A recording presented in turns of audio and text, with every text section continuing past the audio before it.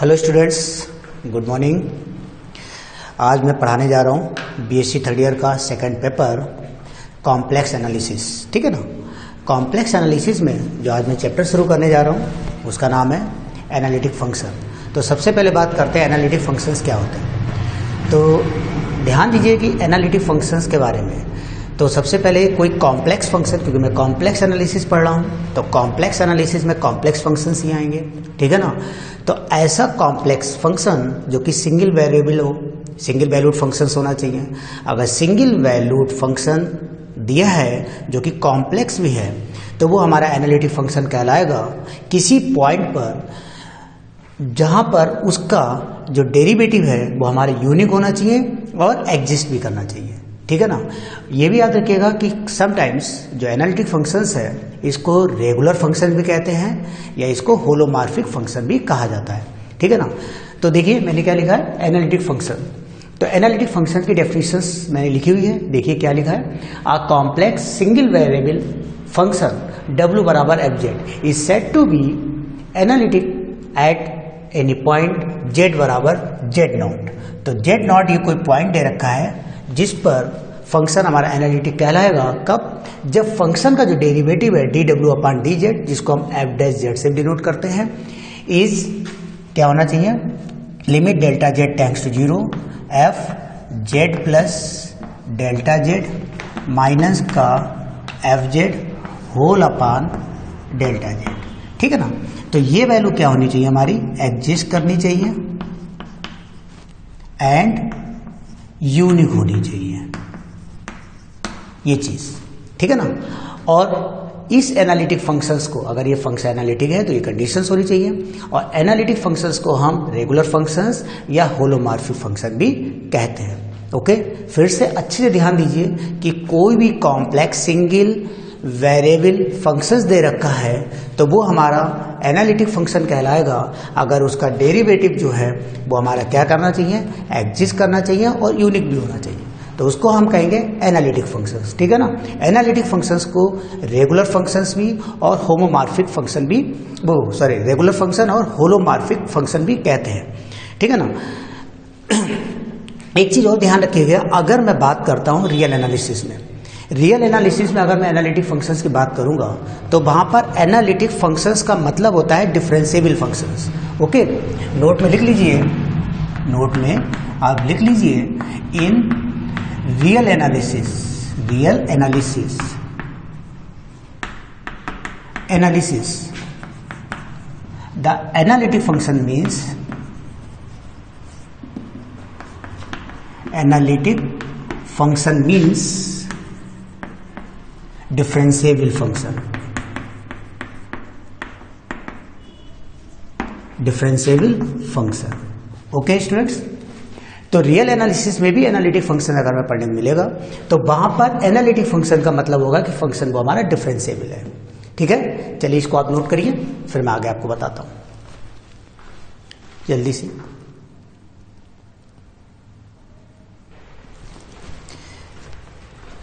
देखिए अब आप हेडिंग डालिए, सिंगुलर पॉइंट्स क्या होता है। सिंगुलर पॉइंट्स का मतलब समझ लीजिए कि वो पॉइंट्स जिन पर कोई भी कॉम्प्लेक्स फंक्शंस है उसका डेरिवेटिव अगर एग्जिस्ट नहीं करता है तो वो पॉइंट्स हमारे क्या कहलाते हैं, सिंगुलर पॉइंट कहलाते हैं। मतलब those points at which the derivative of complex function does not exist are called singular points. या ऐसे लिख सकते हैं, अ पॉइंट जेड बराबर Z naught is said to be singular point of the function w बराबर F Z if f dash z naught does not exist। बात वही आ गई कि किसी पॉइंट, किस पॉइंट की बात हो रही है, z बराबर z नॉट पर जो कॉम्प्लेक्स फंक्शन दे रखा w बराबर एफ जेड, जो कि हमारा क्या है, सिंगल वेरिएबल है। ठीक है ना।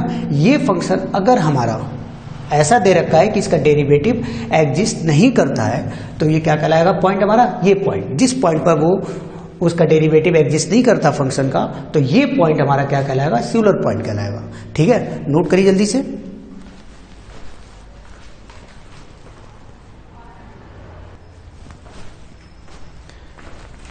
अब डालिए हेडिंग स्टूडेंट्स, काची Riemann equation. This is most important, ये ध्यान रखिएगा, बहुत इंपॉर्टेंट है ये। पूछा भी जाता है और इससे कंपटीशन में भी आता है, जैब में भी आता है। ठीक है ना। तो काची-रीमैन इक्वेशंस क्या है? तो काची-रीमैन इक्वेशंस आपसे पूछी भी जा सकती हैं। यह एक थ्योरम आती है जिसका स्टेटमेंट जो मैंने ये लिखा हुआ है एक थ्योरम का स्टेटमेंट है, डायरेक्टली लिख के भी आ सकता है या कहा जा सकता है ड्राइव द काची-रीमैन इक्वेशंस। तो क्या होती हैं उनके बारे में बात करेंगे। तो काची-रीमैन इक्वेशंस थ्योरम ऐसे आ सकती है, a necessary condition that a function w बराबर एफ जेड बराबर u plus I V be analytic in a domain capital D is that u and v satisfied the equation. Means the necessary वो condition बतानी जिसके लिए जो w बराबर F Z function दे रखा है ये हमारा एनालिटिक है किसी दिए गए डोमेन D में, जो कि u और v की जो इक्वेशंस है उनको सेटिस्फाइड कर रहा है। तो इक्वेशंस क्या है? Satisfied the equations del u upon del x is equal to del v upon del y या del u upon del y बराबर माइनस का del v upon del x are known as, इनको हम क्या कहते हैं? Are known as CR equation means Cauchy Riemann equations. तो Cauchy Riemann equations क्या होती हैं? अगर w बराबर एफ जेड कोई सिंगल वेरिएबल फंक्शन दे रखा है तो ये फंक्शन जो है अगर इन इक्वेशन को सेटिस्फाइड करता है means del U upon del X बराबर del V upon del Y, del U upon del Y बराबर minus del V upon del X, अगर ये इक्वेशन सेटिस्फाइड हो रही हैं तो ये फंक्शन जो है हमारा क्या होगा? एनालिटिक होगा किसी दिए गए डोमेन में। और इन इक्वेशंस को ही हम लोग क्या कहते हैं? काची-रीमैन इक्वेशंस कहते हैं। ठीक है ना। इस इक्वेशन को ऐसे भी हम कह सकते हैं U X is equal to V Y और यू वाई बराबर माइनस का वी एक्स दिस। ओके, तो ये चीज लिखिए। अब ये कैसे आती काची-रीमैन इक्वेशंस, इनके बारे में अभी हम डिस्कस करेंगे या इसको ऐसे कहेंगे, मतलब ये डेफिनेशन लिखी और हम कह सकते हैं ड्राइव द CR इक्वेशंस। तो इनको हम ड्राइव करेंगे प्रूफ। चलिए पहले आप लिखिए फिर मैं आगे डिस्कस करता हूं।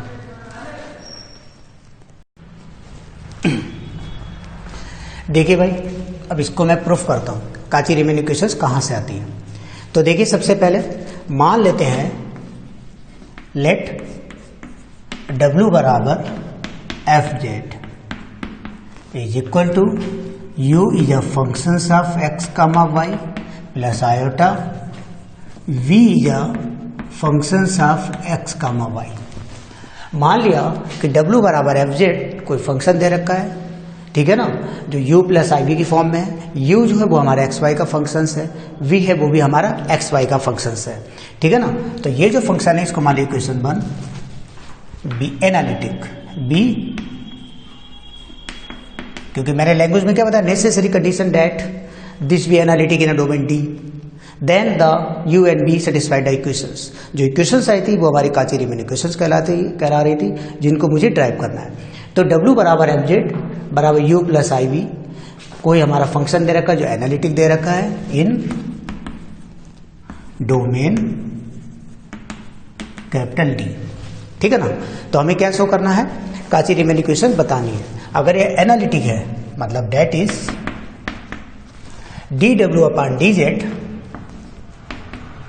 अपान डी जेड एग्जिस्ट करना चाहिए, नहीं समझे। अगर एनालिटिक है तो ये हमारा क्या होगा? एग्जिस्ट करना चाहिए। That is dw upon D Z have same value along every path।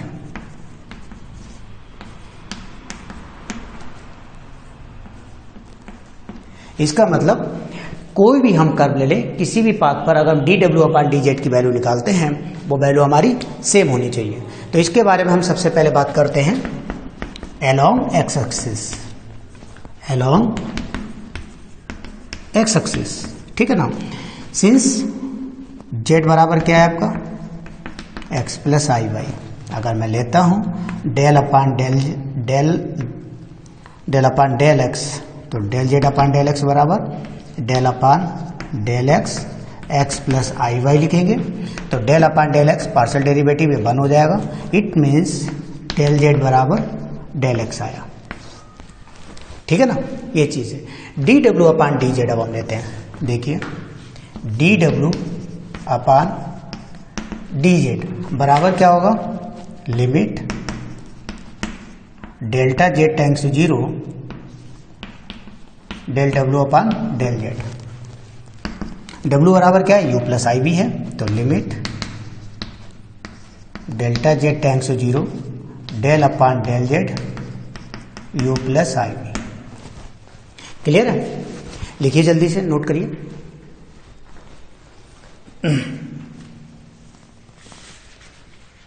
ठीक है, या मैं क्या कह सकता हूं, मैंने क्या बताया था अलोंग एक्स एक्सिस के लिए डेल जेड बराबर डेल एक्स है, तो आप ये भी कह सकते हैं। एक काम करिए, इसकी वैल्यू मत रखिए, इसे डब्ल्यू ही रहने दीजिए। ठीक है, कोई दिक्कत नहीं है। एक सेकेंड,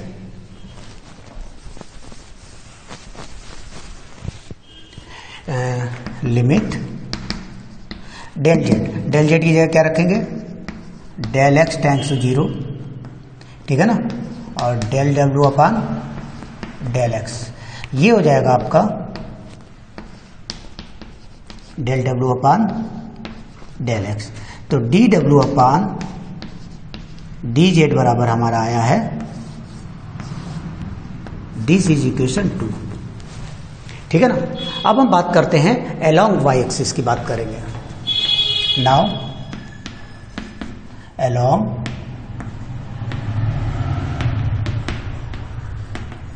वाई एक्सिस, तो वाई एक्सिस के लिए क्या होगा, जेड बराबर एक्स प्लस आई वाई है। फिर आप लिखिए डेल अपान डेल जेड, वो del upon del Y. Okay, del upon del Y, तो बराबर del upon del Y X plus I Y. ये क्या हो जाएगा बेटा, आयोटा बचेगा। इट मीन्स हम कहेंगे डेल जेड बराबर आयोटा डेल वाई। तो अलोंग वाई एक्सिस अगर बात करेंगे तो डेल जेड बराबर क्या होगा, आयोटा डेल वाई होगा। अब आप देखिए, तो D W upon D Z क्या होगा, D W upon D Z बराबर limit delta Z tends to 0 del W upon del Z. ठीक है ना, क्या हो जाएगा अभी, लिमिट डेल्टा जेड की जगह क्या रख सकते हैं बताइए बेटा, आई डेल्टा वाई। तो ये हो जाएगा डेल डब्ल्यू अपान आयोटा डेल वाई। तो आयोटा बाहर आ जाएगा, 1 अपान आयोटा, और ये क्या हो जाएगा, del W upon del Y. Okay, अब जरा देखिए फ्रॉम इक्वेशन 1 and 2 से, या इसको मैं ये भी लिख सकता हूँ, जरा ध्यान दीजिए। आई से मल्टीप्लाई डिवाइड करेंगे तो माइनस का I del W upon del Y. ठीक है ना, तो this is a equation number 2 हो जाएगी। तो देखिए इसको रफ कर दूं, देखिए मीन्स क्या आया था अपना, D W upon D Z बराबर माइनस का iota del W upon del Y. This is equation number 3। Okay, अब लिखिए फ्रॉम इक्वेशन 2 and 3। क्यों, दोनों तरफ D W upon D Z है, इक्वेट कर लिए किसे, इक्वेशन 2 और इक्वेशन 3 को। ठीक है, मैं ऊपर ये रफ कर देता हूँ और यहीं पे लिखता हूँ, पहले यहीं पे देख लीजिए क्या करेंगे। Means del W upon del X is equal to minus का iota del W upon del Y. Means del upon del X, W की वैल्यू कितनी है, यू प्लस आयोटा भी बराबर माइनस का I del upon del Y, और ये क्या हो जाएगा, यू प्लस आयोटा वी। ठीक है ना। अब हम इसको डिफ्रेंशिएट कर देंगे इधर, तो ये हो जाएगा del U upon del X plus का iota del V upon del Y बराबर माइनस का iota del U upon del Y minus का और iota square minus minus plus del V upon del Y. ठीक है, आप क्या करेंगे, दोनों तरफ रियल इमेजिनरी पार्ट इक्वेट कर दीजिए। ठीक है ना, तो इसको रफ कर दो इधर।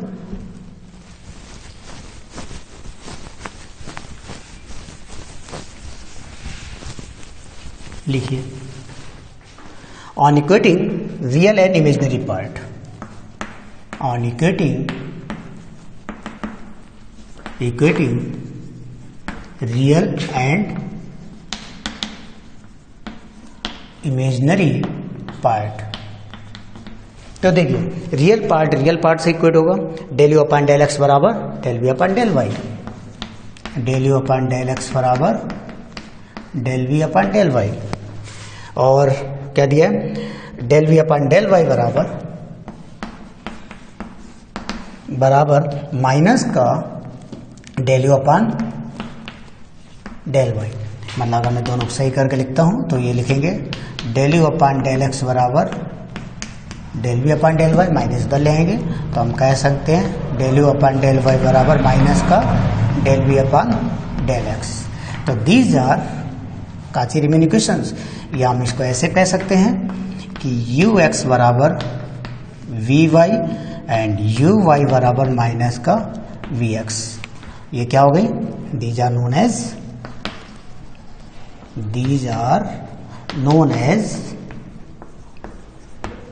CR इक्वेशन। ठीक है ना, जल्दी से नोट कर लीजिए। तो अब आपको पता चल गया कि काची-रीमैन इक्वेशंस कैसे आती है। सिंपल सा है, एक बात दिमाग में बैठा लीजिए कि W बराबर एफ जेड जो कॉम्प्लेक्स सिंगल वेरिएबल फंक्शन दे रखा है, ये अगर एनालिटिक है तो ये हमारी इन इक्वेशन को सेटिस्फाइड करेगा। किन इक्वेशंस को, del U upon del X बराबर del V upon del Y and del U upon del Y बराबर minus del V upon del X. ठीक है ना, इन इक्वेशंस को ही हम काची-रीमैन इक्वेशंस कहते हैं। अब इसके लिए हमें क्या करना है कि अगर ये फंक्शन हमारा एनालिटिक दे रखा है किसी भी डोमेन में, तो जाहिर है एनालिटिक है तो इसका डेरिवेटिव क्या करेगा, एग्जिस्ट करेगा और यूनिक होगा। यूनिक होने का मतलब है अगर हम किसी भी पाथ पे जाएं तो इसकी वैल्यू सेम रहना चाहिए। वही मैंने कॉन्सेप्ट यहाँ पे यूज किया है कि this is analytic, therefore this derivative must be exist and unique. It means dw upon dz have the same value along every path. किसी भी पाथ के अलोंग की मैं बात करता हूं। अब मैंने इसके लिए क्या कर दिया, पहले अलोंग एक्स एक्सिस लिया, एक्स एक्सिस के अलोंग मैंने dw अपॉन dz निकाला, फिर मैंने अलोंग वाई एक्सिस लिया, वाई एक्सिस के अलोंग मैंने dw अपॉन dz निकाला, जो वैल्यू आ गई। तो dw अपॉन dz मैंने दोनों तरफ से इक्वेट कर लिया। इक्वेट करने के बाद मैंने रियल इमेजिनरी पार्ट की इक्वेटिंग कर ली, तो सीधे से हमारी इक्वेशंस मिल जाती है। ठीक है ना, इन्हीं इक्वेशन को हम काची-रीमैन इक्वेशंस कहते हैं। जल्दी से नोट डाउन कर लीजिए। ठीक है,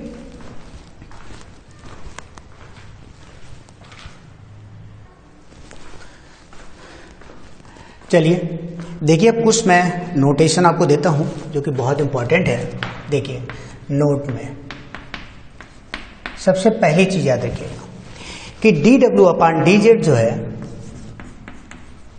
dw अपॉन dz बराबर del w upon del x। ठीक है ना, is most important in further step.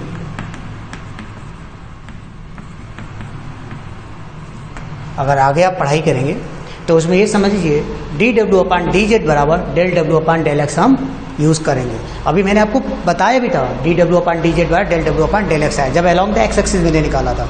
ठीक है ना, इसके बाद मैं बात कर रहा हूं दूसरा पॉइंट। देखिए, अगर मैं कह रहा हूं कि f डैश z, इसका मतलब क्या है, dw अपॉन dz है, dw अपॉन dz, और dw अपॉन dz मैंने अभी क्या बताया था, del w upon del x।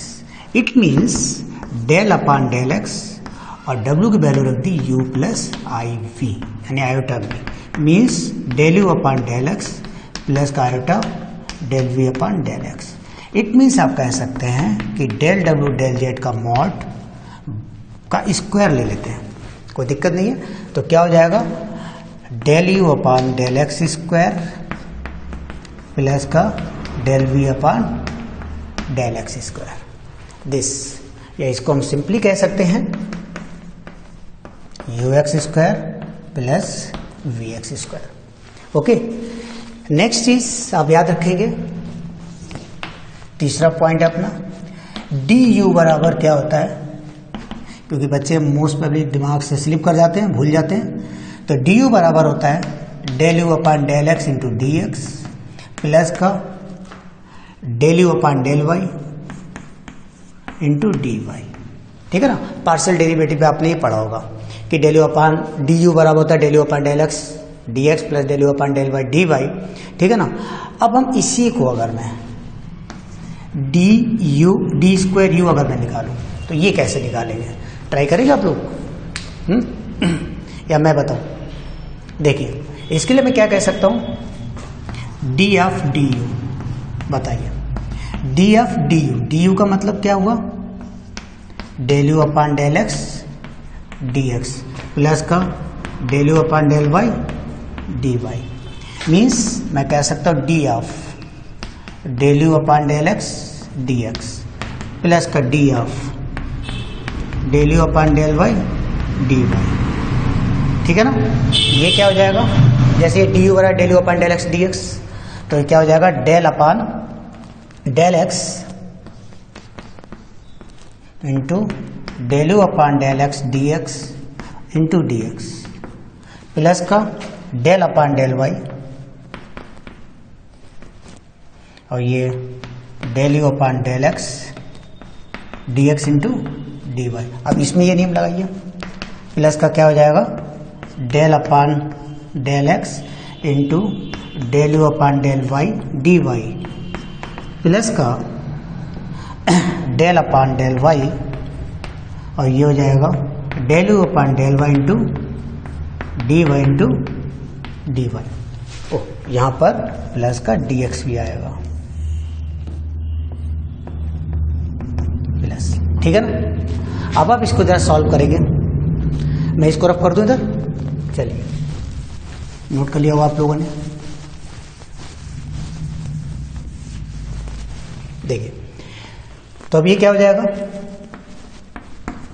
D square U बराबर del two U, this is अब ऊपर देखिए del two U upon del X square into D X का होल स्क्वायर प्लस का del two U upon del X del Y into D X D Y. इसको देखिए, plus का del two U upon del X del Y into D X D Y plus next देखते हैं del two U upon del Y square into D Y square. तो अब ये क्या आ जाएगी आपकी del two U upon del X square into D X square plus का दिस एंड दिस सेम, तो 2 times of del two U upon del X del Y into D X D Y plus this one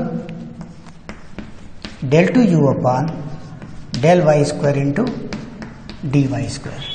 तो ये आपको याद रखना पड़ेगा कि D to you बराबर क्या होता है। ठीक है ना, ये चलिए नोट कर लीजिए जल्दी से। ओके,